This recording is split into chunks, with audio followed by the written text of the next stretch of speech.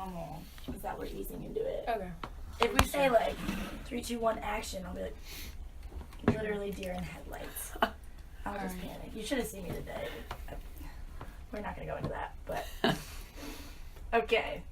All right, so this is a couple of dumb jocks talking about sports injury, injury rehab, and the psychological implications therein. Yeah. So what are we doing? Where's the podcast? I mean, we're kind of using this podcast approach because we're trying to target an audience of like college D1 athletes, and given like they don't have a lot of time in their daily lives, I mean, they're going to class, they're going to lifts, going to practice, like nobody has time to stop and read a book or like read off a laptop an article and like write a paper on it, all that jazz. You like have so much else to do. Exactly. Like a podcast you can literally listen to on your way to class, before you go to sleep. I mean, you can even listen to it in your team meetings. Like, it's just so portable and accessible that like this is a way that we can reach out to a large audience on this issue of injuries in athletes and like the rehabilitation, more so in the mental aspect of it all in the grand scheme of things. Yeah, I think there's a lot of potential here.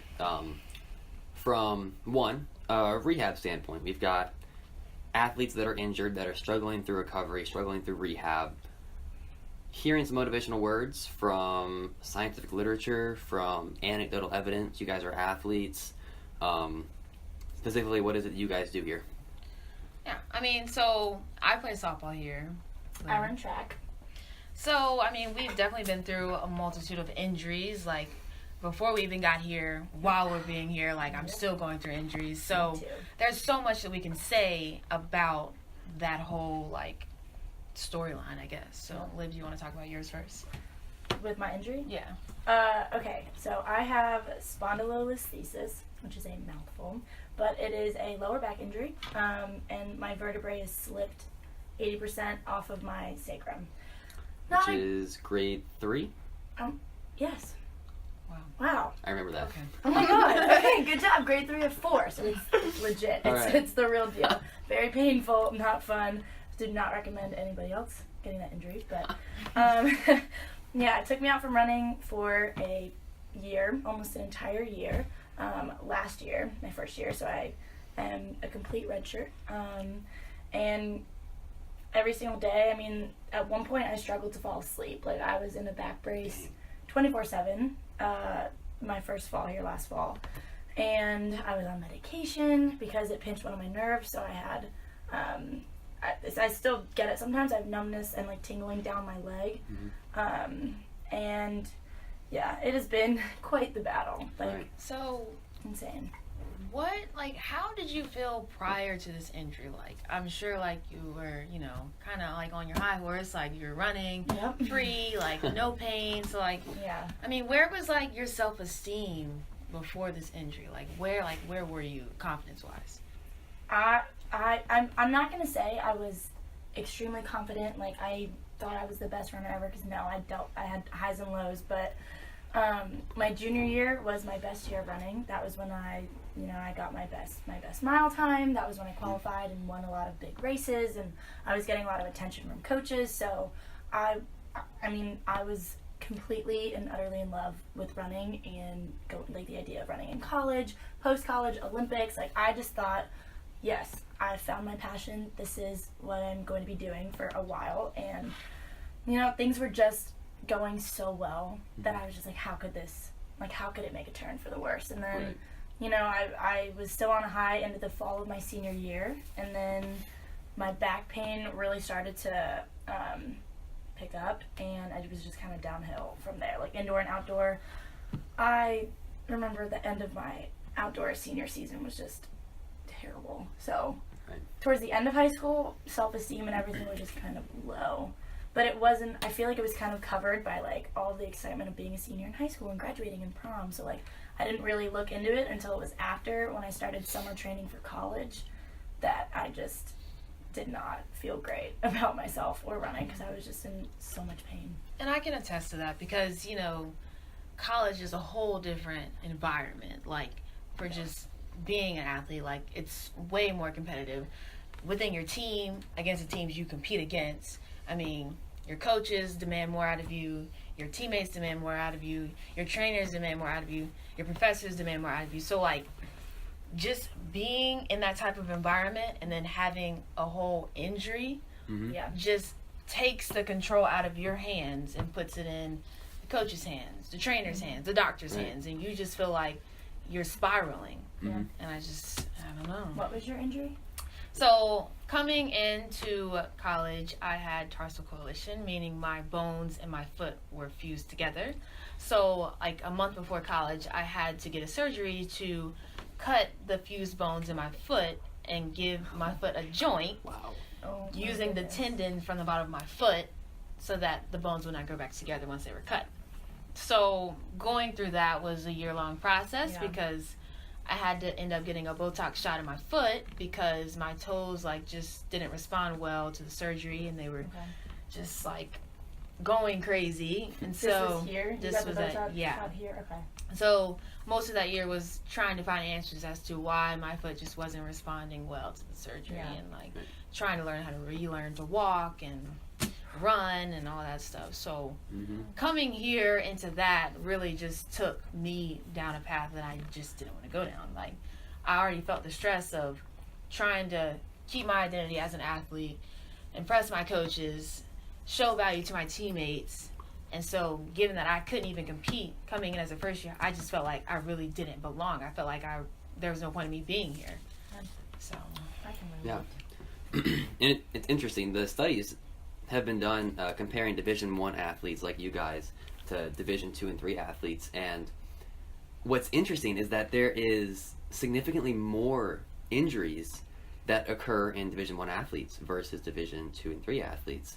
For example, preseason practice injuries for Division I athletes occur about 7 out of every 1,000 athlete exposures, compared to Division III athletes, where it's about 5.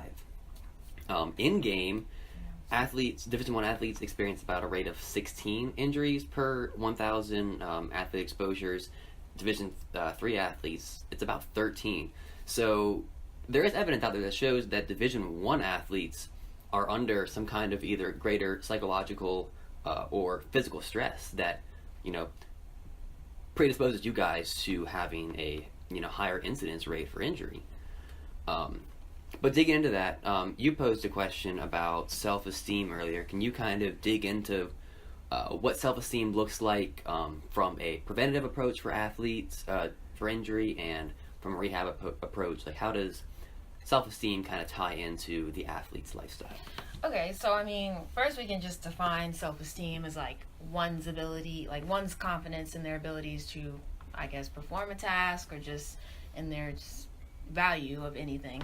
So, I mean, you can tie self-esteem into Ryan and DC's self-determination theory. And studies show that, like, if an athlete if their basic needs are fulfilled, they'll have a better or positive perceived return to sport.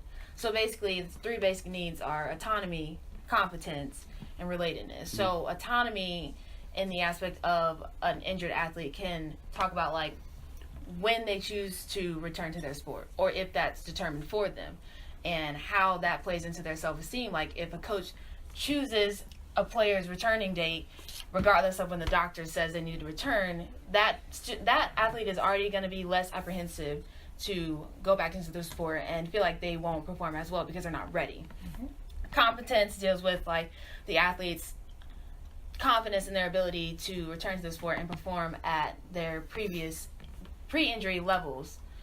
So relatedness talks about like once an athlete gets injured, how they're isolated from the team, if they lose their identity once that injury occurs because they cannot perform for the team, and just how they value themselves now so that they cannot contribute to the team.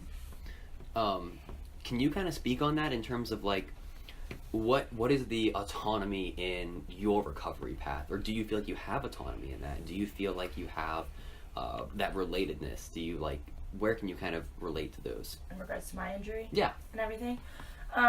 So I guess the autonomy, my trainer kind of already gave me the set, like, I'm gonna start from ground zero, so I like expect a very long process. So I already knew it wasn't gonna be a quick recovery. Right. So I accepted that from the get-go, and I just decided, okay, like, we're gonna start from the bottom and work my way up. So, you know, going into it, I kind of knew it was gonna be a long process, so I just told myself to be really positive and, you know, go in every day with the intentions of getting better. And my coaches, and my coach was very, very supportive of that.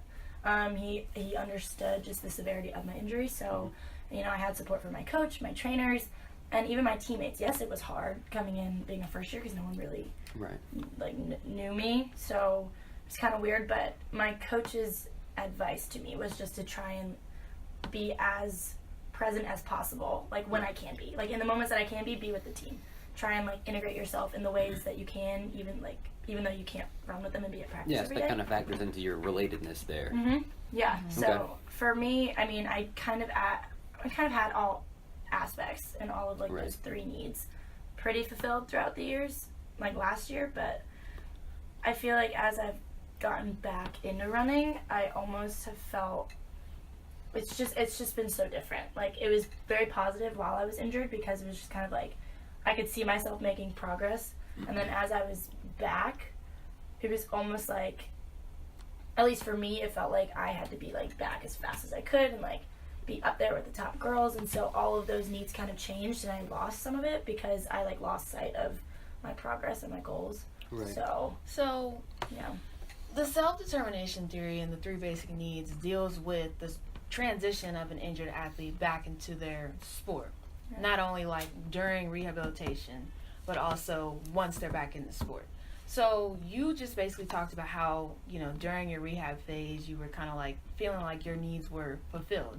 But then when you got back into the actual sport and competing again, you felt like there was just a void in like those needs. So do you feel like there was ways to fulfill those needs once you got back into the sport, or do you feel like that's still like being kind of like examined right now while you're still in that phase? I'm still currently in the process. Over the fall was really hard. I feel like none of those needs were fulfilled because I was just not happy with myself. And, you know, as I've seen once I got back from winter break, I kind of started to see a difference in my running and just kind of like my whole attitude.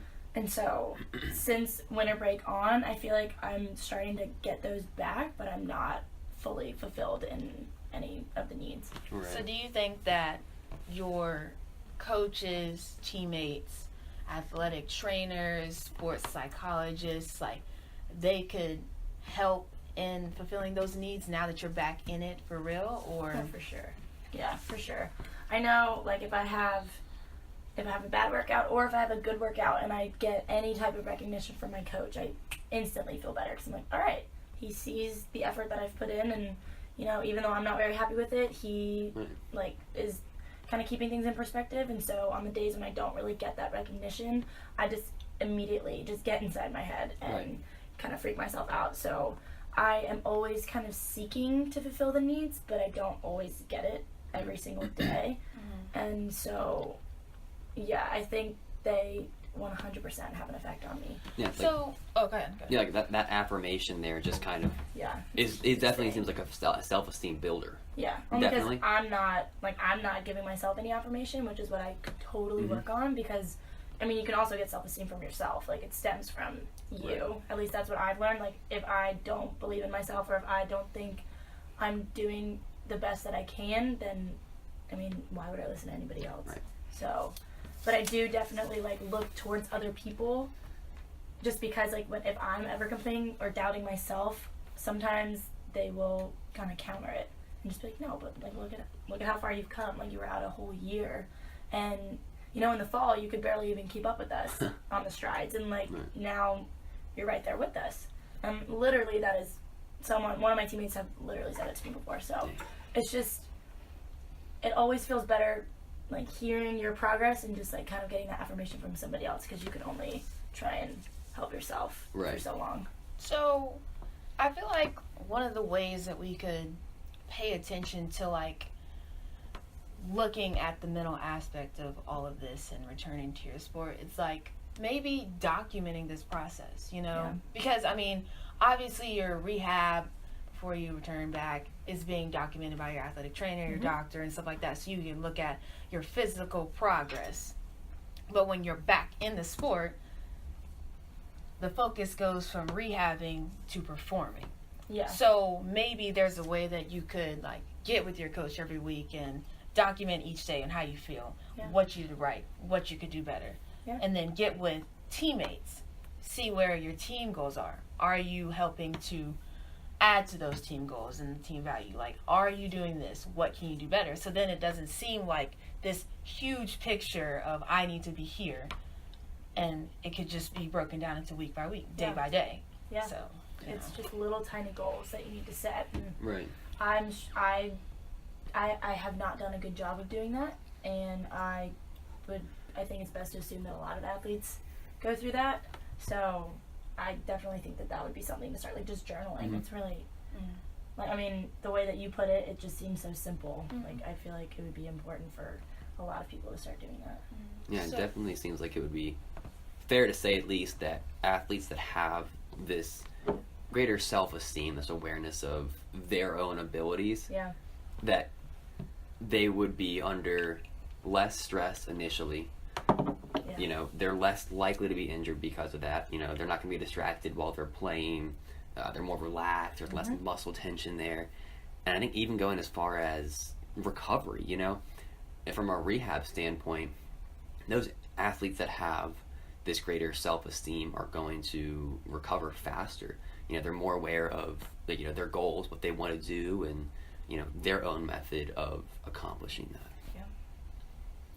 So what is your take on like the locus of control dealing with injured athletes in the hospital? Yeah. So the athlete's locus of control does play a huge role in pre and post injury psychological interventions, as far as the athlete's self perceptions of whether they're healthy or unhealthy. For example, like an athlete with an internal locus of control can mitigate the stress response to certain injuries. They have a greater sense of their own ability to affect their environment. So do you think that in terms of your injury recovery path, do you feel like you've had a sense of control over the outcomes of your rehab? I think to an extent, yes. I think my back has a mind of its own. A lot of times I just know, I'm always out of alignment. No matter how, I've literally spent 30 minutes plus just trying to get my hips back in alignment and, everything rotated or, back to normal. So I think the control that I have is the amount of effort that I put in, just how I take care of my body. Just because I'm so anatomically and structurally just off and just not right, I can't, without surgery, there's literally nothing I can do to fix this. So the control that I have is making sure that all of my core muscles and everything surrounding it is strong enough to hold everything in place where it is, because realistically I'm not going to be able to pull my spine back to the position that it needs to be unless I get surgery. So for rehab, the control that I have is just making sure that I am being vocal with how I'm feeling with the exercises that are given to me. And so just making sure I'm communicating with my coaches and my trainers just about everything and how I'm feeling, and just staying on top of pain management and stretching and just doing all the things that I can. And then it gets to a certain point where I can't help it anymore. So I do have control, but there are some things that I don't. Right. Yeah. So there's the Anderson and Williams model of stress and athletic injury, and it kind of identifies locus of control as a personality factor that feeds into the stress response. So athletes can either have an internal or an external locus of control, and typically the athletes that have an external locus of control are more likely to exacerbate the stress response, and this is going to lead to increasing the likelihood of initial injury or re-injury, and from a post-injury rehab standpoint, it's going to prolong that rehab process. So it's really important to identify where your own locus of control is. One, so that you can realize like how it is that you feel like you're capable of being effective in your own goal setting and following through with those goals, whether that's in terms of performance standpoint, like going into a game knowing that you're capable of affecting the outcome of that game, or from the rehab standpoint of knowing that, okay, yeah, I'm injured, but I'm in control of this rehab process. If I stick with my rehab protocols, then I will get back into shape. I think I can definitely attest to that, because I mean, coming here with an injury like that severe just made me fall into like the external locus of control, like given my circumstances, because realistically I haven't been healthy since the 9th grade in high school. Wow. So this injury, this final peak, was just like the icing on the cake, and I just felt like, well, why me? Why am I being attacked? Why is my body never capable to get through a season? So then I started to turn it against like just controlling what I can control. So like rehabs became so negative, because I just feel like, well, why am I doing this? Because once I fix this, something else is going to fall apart. And it did, because now I'm here again. I had shin splints and a stress fracture in the fall, and then now in the spring I have a rotator cuff injury. So it's just been so hard to internally focus and be like, okay, like you can only do what you can do. You can only go through your rehab exercises to help what is wrong right now. And I just felt like that really reflected in my role on the team, because I started out just so negative and so internal that I really just wasn't fulfilling my roles that I still had as being an injured athlete. And so that resulted in isolation, loss of identity, because I feel like I just wasn't valuable enough to be on the team, because I've been injured every single semester. And so I just think that like focusing on your internal locus of control is something that a lot of injured athletes struggle to deal with, given the amount of tasks that they're expected to perform when they're not injured.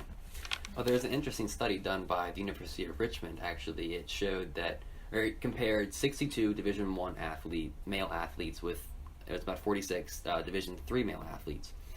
And they completed a questionnaire with descriptions of like specific athletic injuries. For example, one of the questions was like, you're running on a cross-country trail, you step in a hole and you break your ankle. And then the question says, how long do you predict your recovery to be? And it's like A is like 3 weeks or 6 months or 2 years. And based on like the athletes, prior to that they did a physical self-efficacy scale, and so they found whether or not they had like an internal or external locus of control, and then compared those responses to how long they predicted their recovery and that injury would take. What they found was that athletes with the more internal locus of control predicted that they would have shorter recovery times because they had a stronger perception of their own physical self-efficacy. So cool. Right, and so like in terms of that, what do you think are ways that athletes now can strengthen that sense of their ability to recover in the future? Like what can they be thinking now that'll play into them thinking that they can cause a desired outcome? Oh, That's a good question. That is a good question. Or for another example is that like an athlete with a more internal locus of control is positive, and they're going to have a more constructive response to that injury. Yeah. So like what is a constructive response to an injury? I think that I mean like lately a lot of my teammates have been kind of getting like nagging injuries just because it's like that kind of time in the season, and so I mean a lot of them at first are just like, oh my god, this is terrible, like this is going to take me out the rest of the season, and like they kind of freak out for a little bit. But then if you really just take a step back, it's just like, okay, maybe this is happening for a reason. Like maybe, you know, your body is telling you that you just need to take a break, and it might not be as long as you think. Like you don't really know how severe it is.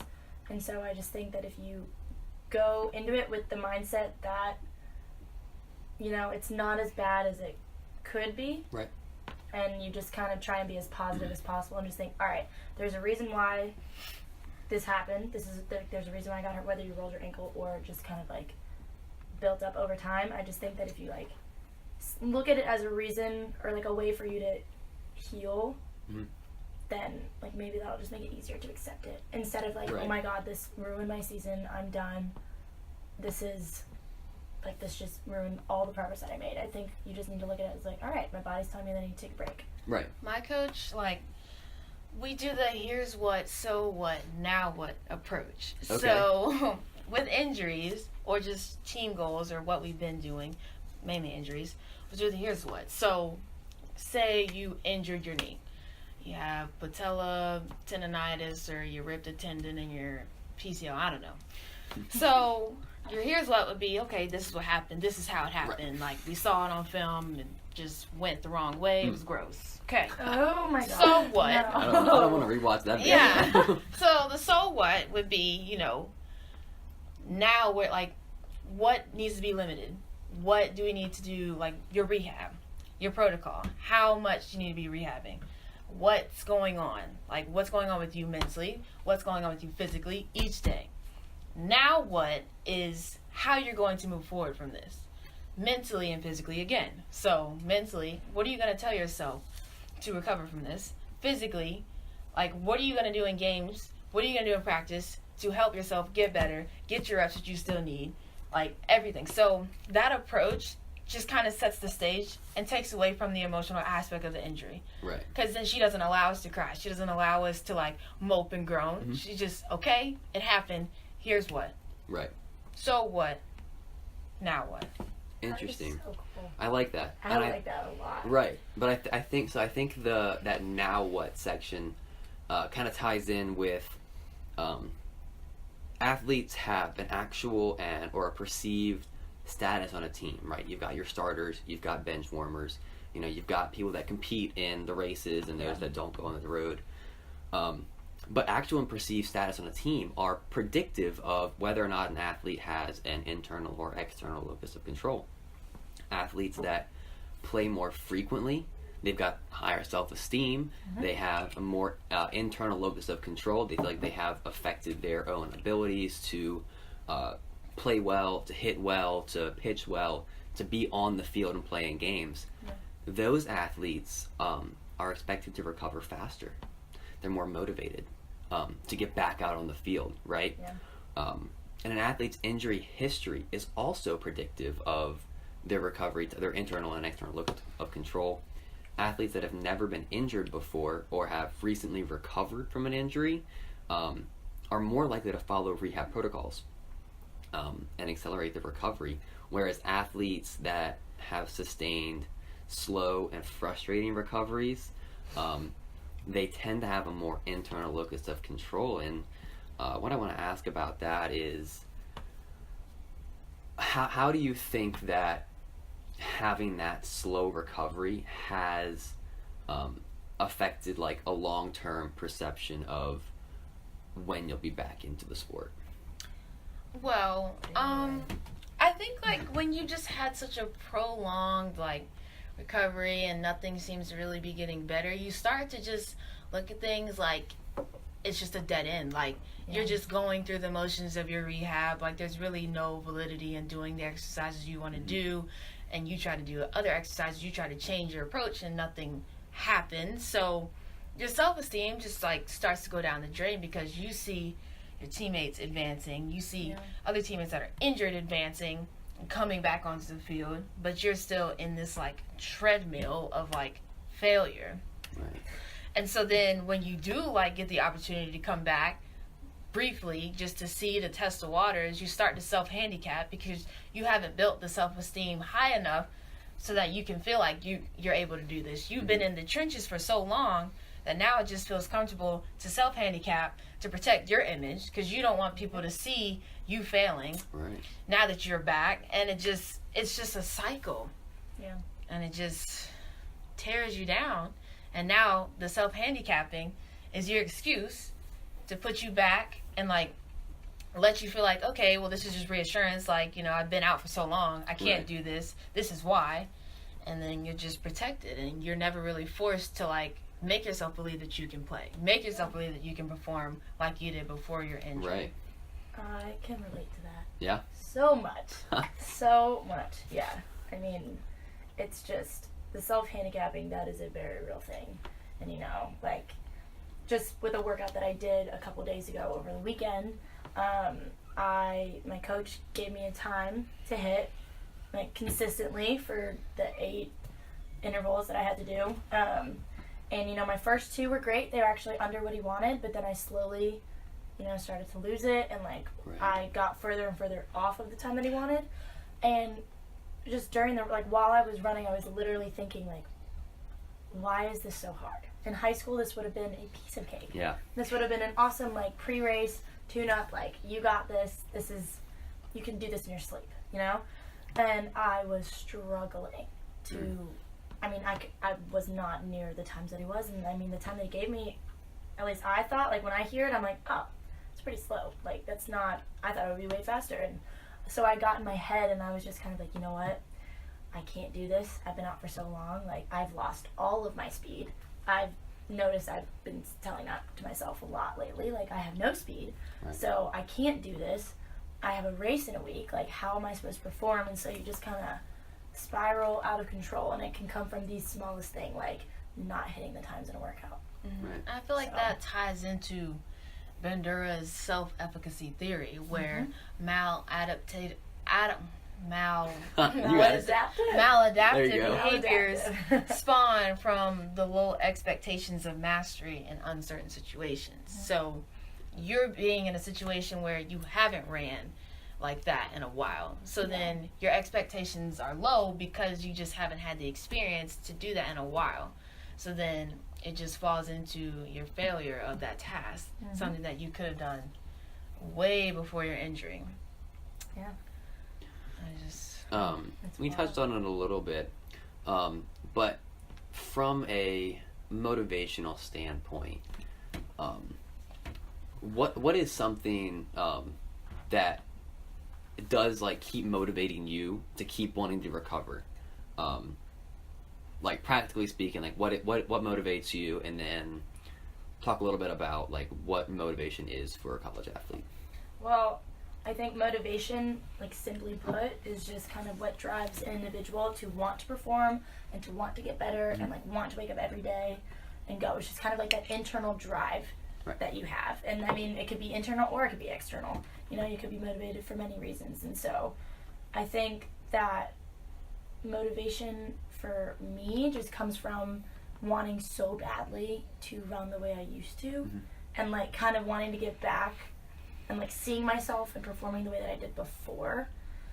But that's also tricky because it's like I'm not the same runner that I was, you know, like I'm not high school Olivia. I am college Olivia. College Olivia has been through a lot, like, you know, just has experienced so many things. So my motivation, I've noticed, fluctuates. But I mean, I think a huge thing on motivation is athletic identity, which I know you've touched upon a lot, and that you said that when you were injured, you know, your identity as an athlete kind of plummeted. So how did that affect your motivation? I mean, so talking with my coaches, like I remember specifically meeting with them and talking about like how I just felt like I really didn't have a role on the team because I was hurt. I couldn't hit, I couldn't pitch, I couldn't do anything. And so the first thing they told me to do was find your why, and that's what you were just talking about. Like, why are you here? How did you get here? Why do you do this every day? Why do you get up for 5:30 a.m.? Like, why? Like, it's, I mean, you have to have something that just triggers you to say, okay, whatever the circumstances, I'm going to get it done. Right. And I started thinking, like, my why became my parents because, I mean, they came from nothing. and built something for me and my brother to follow in their footsteps. And so then I just also thought, well, my why is like all the other girls in this world that like maybe they can't do it, or maybe they want to do it. I want to be a role model for those girls. And that's like the cliche answer, but it's true. And like she was like, until you find your why, you're going to be stuck in this cycle of just wondering, like, and just existing. Yeah. And so I had to really locate my why. And then I realized, okay, I have a job on this team. Like, there's so many roles for me to do from the outside looking in. So then my identity came through my why.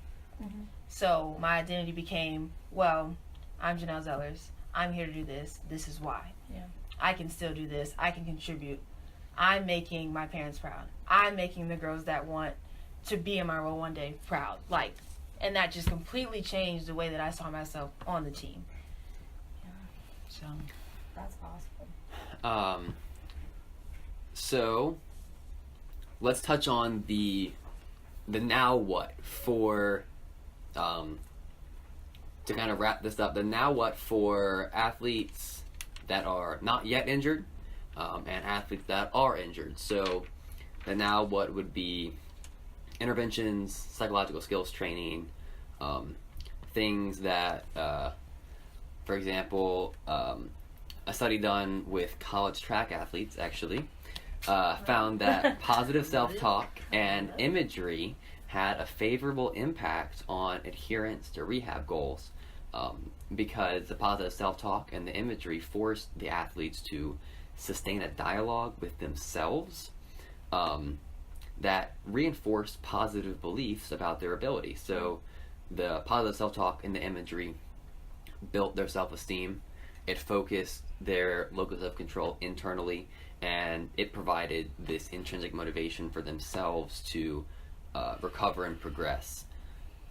Is positive self-talk and imagery something that you guys have used in your sport, in your recovery? Yes. And talk about that a little bit. Yeah, I remember, before, so my dad was my coach, right. All through, elementary school through high school. And so, before races, like a week before races, 2 weeks out, he'd be like, all right, like just start picturing yourself in the race. Start picturing yourself winning the race. Picture the finish. Picture you, if you're struggling, picture you pushing through it, kicking. And I've been trying, even in workouts, like I'll find myself when we're doing strides, like 100-meter strides, I'll pretend like it's the finish of a race. Right. And I'll like picture the crowd and I'll hear people screaming and I'll like get the feeling back and I'm just like, all right, I can do this. And like it almost feels like I'm literally in the race, like I transported myself there. So I've been using imagery and been trying to use positive self-talk for a very long time. And I think he, as my coach and as my dad, instilled that in me from a very early age. I mean, I'm not talking like first grade, but it was more like kind of middle school, more so high school. But I just remember, as one example, before one of the best races that I've ever run, like before the best finish, he almost like predicted it. He told me, he's like, all right, like you're gonna go out there, you're gonna get the baton probably in first or a good spot. So like you just gotta like I had a mile to run. It was the DMR, so I was the last leg, and he's like, all right, you're just gonna get out there, just try and maintain position, or just try and get in first place as soon as possible. Then work your way there. Like if someone comes on you at the end, you're not gonna panic. Right. Just stick with them, and then when you come around with 100 meters to go, and you're gonna come around the last turn, that's when you really gotta go. Mm-hmm. Like you need to just put out all the stops and just go. And you're gonna come around the turn, and I'm telling you, if you are at full speed by 100 meters to go, you will win. Awesome. So imagery was easier for you to use than positive self-talk, at least more consistently?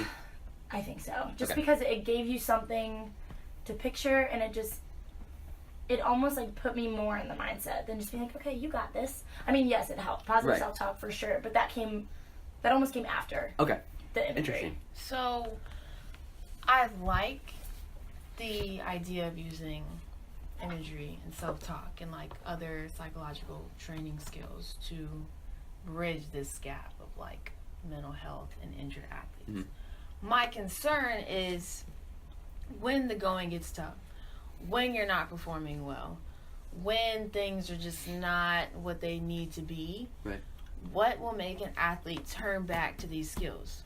Because, you know, if you start using these skills and you're on a high and you're doing well, then you hit a wall. Mm-hmm. Right. You're going to start externally looking at what's affecting your performance. Interesting. And it's going to go from that internal locus of control, to the external locus of control. Then there might be a lag in using these skills to, like, better yourself and prepare yourself. So, like, what are ways that we can make sure that this is, like, there's a consistent use in these skills regardless of the outcomes, regardless of the circumstances? So you don't use these skills when things are going great. Right. You use them when, you know, when stuff gets, when it hits the fan, right? Yeah. So I think that one of the best ways to do it from a practical standpoint would be to incorporate imagery and self-talk into practices. You know, reaffirm yourself. You strike a batter out in practice, affirm yourself in that. Remember how that felt. Use that as imagery later on. In terms of the setups for y'all's practices in track and softball, is there a platform to do that? And is that something that your coach could incorporate, or would it be better for you to incorporate that individually? Well, I mean, for track, it's very much an individual sport. Okay. I mean, even though you're training with a team, Sure. you know, I mean, it sounds selfish, but you're constantly, like, worried about yourself. Mm-hmm. Worried about, like, where you are in the standings. And, I mean, it's always nice to get affirmation from your coach. Right.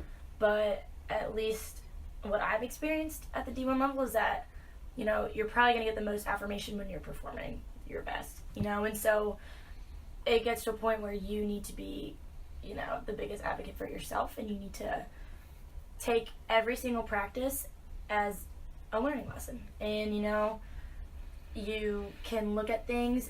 If you have a bad workout, you don't look at it as a whole, like, that was awful. Right.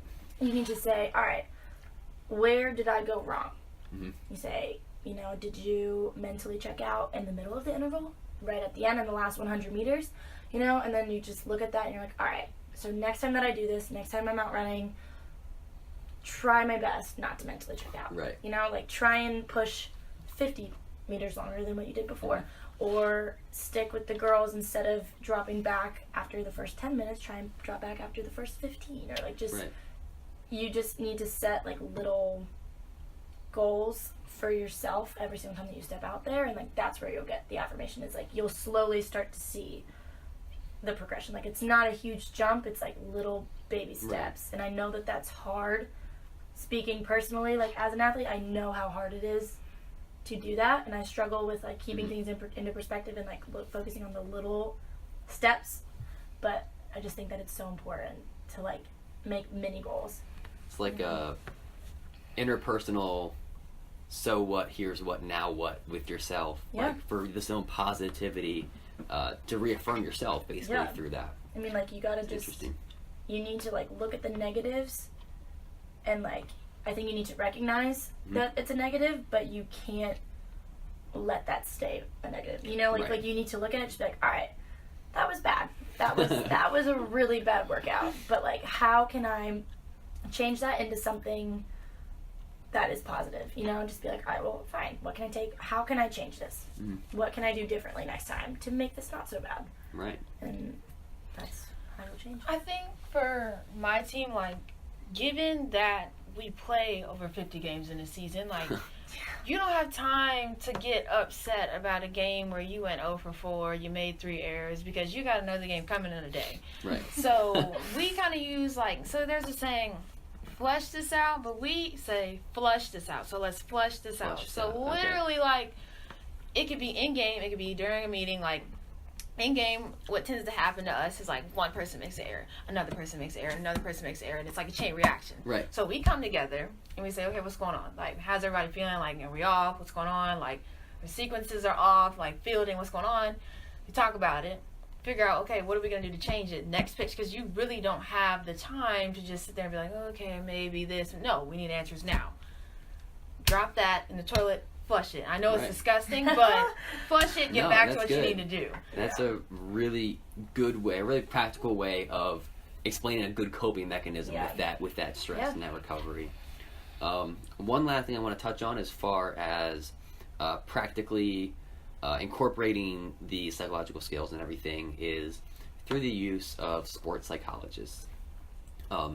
Whether or not you feel that creating an open dialogue between yourself, your coach, your sports psychologist, and your teammates, how those different dynamics function as far as if you felt comfortable talking to your coach about your injury and about your psychological state, if you feel like you're not motivated, are you comfortable explaining all of that to your coach and your teammates?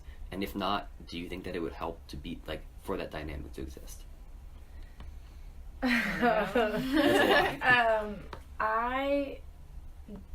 I'll be honest, I do not always feel comfortable talking to my coach about it, just because I mean, I just think he's very much like, who's doing well right this moment in the season. It's right. I mean, it's his job. Like, you know, it's I guess it's understandable. You know, he is looking at who is going to perform and get the highest, like, place. I mean, on one hand, he wants what's best for you, and on the other, he wants what's best for the team and the university. I mean, it's hard to balance that. Yeah, it's so hard. So, because of that fact, I have used sports psychologists in the past, and I found that has for sure helped, only because that's an outside, or it gives you an outsider's perspective, you know, and it's unbiased. Sure. And so, I mean, talking to your coach, he could always pull the, well, what'd you do in high school? Right. Like, how are you motivated in high school? Like, why aren't you motivated now? Why has that changed? And I think sometimes it's very easy for a coach to overlook all that you have been through, because he wasn't there.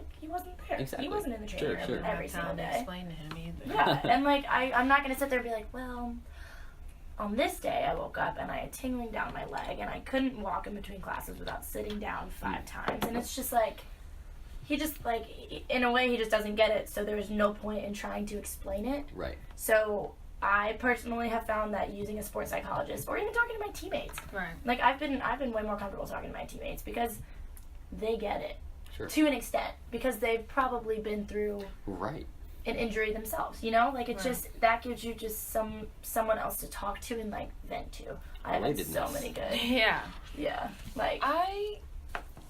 I mean, so the way our team works, like, it's expected that you take care of that stuff before you get to the field, like, and it's not like a dig, like if you're having emotional problems, mental problems, anything, like, you're just going to take care of it outside of the realm of softball.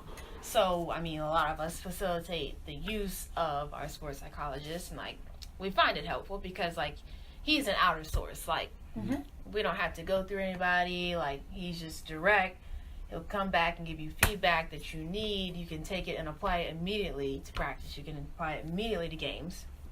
So, I think it's just important because we do have meetings with him also as a team.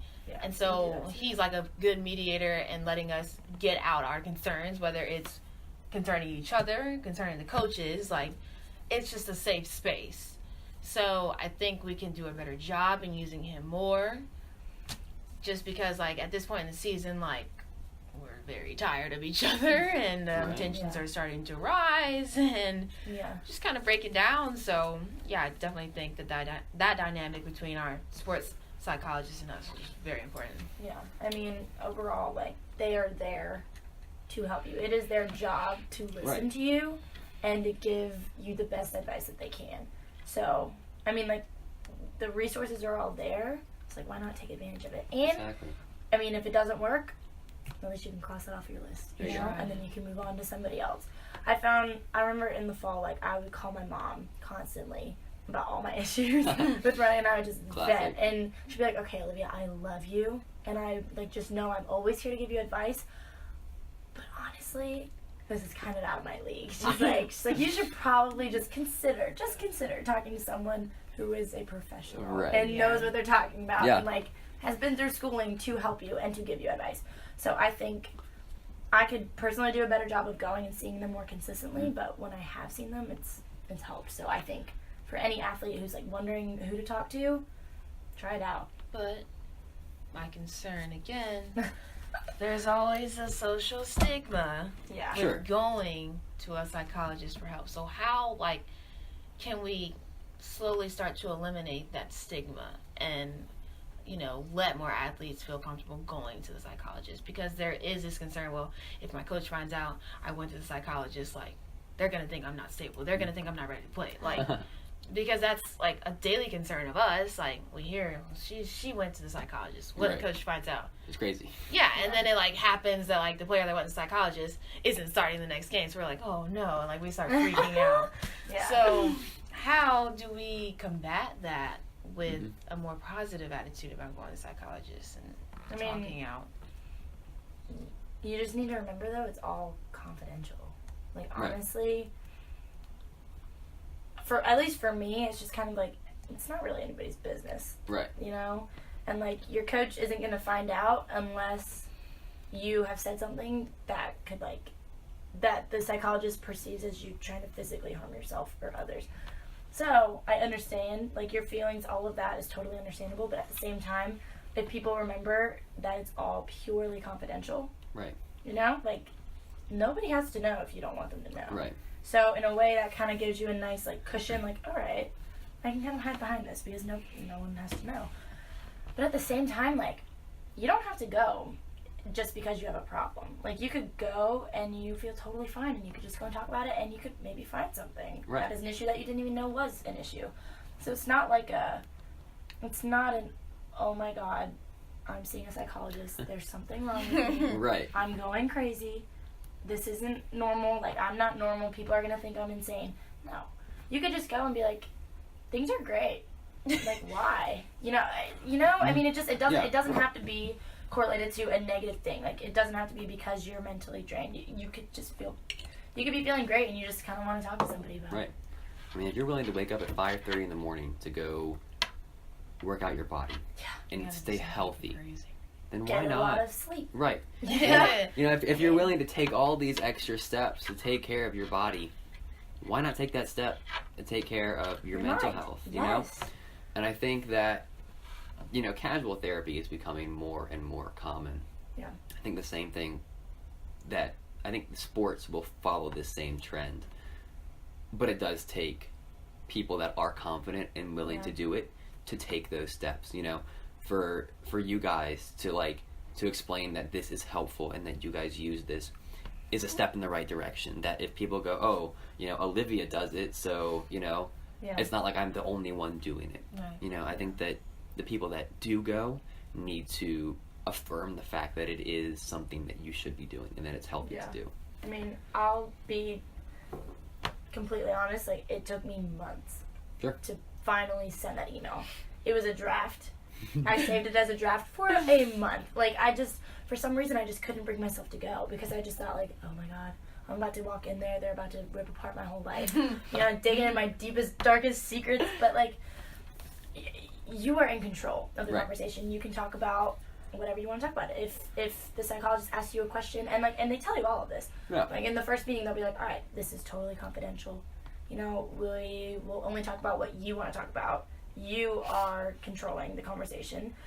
And, I mean, to talk about, like, the more positive things about it and, like, how you don't have to go just because you have an issue. Like, I know plenty of people who go to help make race strategies or help with visualization or there you go. Imagery. Or, you know, you can go in there and be like, can you give me, like, some tools on positive self-talk? Right. Or, you know, even, like, you can even talk to them about sleep. You're like, what are ways that I can get better sleep? And literally, we've talked about, I don't know if this goes against my confidential. Can I talk about this? I think so, yeah. Sure. It's me. It's you. On the record, off the record, I don't know. But we've talked about sleep and how, like, I went through a period where I would almost procrastinate sleeping. Which sounds crazy. And no, I'm not even kidding. That makes sense. I get that. In the fall, I probably averaged 5 hours of sleep a night. Definitely. I just couldn't do it. Like, I kind of, like, related sleep with, like, anxiety, and I just... It's a low priority sometimes. Yeah, and I just kind of, like, I put that on the back burner. Not smart. Don't recommend. No, wouldn't recommend that one. So, I mean, I went in there, and I was just like, I'm not getting sleep. I would fall asleep. Right. I found myself, like, dozing off and being like, oh my God, this is so rude.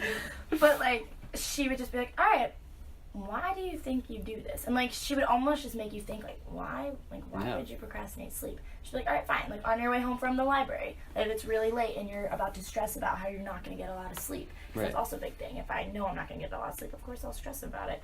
So she's like, maybe on your way home, that'll be your time. It'll be, like, 10 minutes for you to think and get all of those negative thoughts out.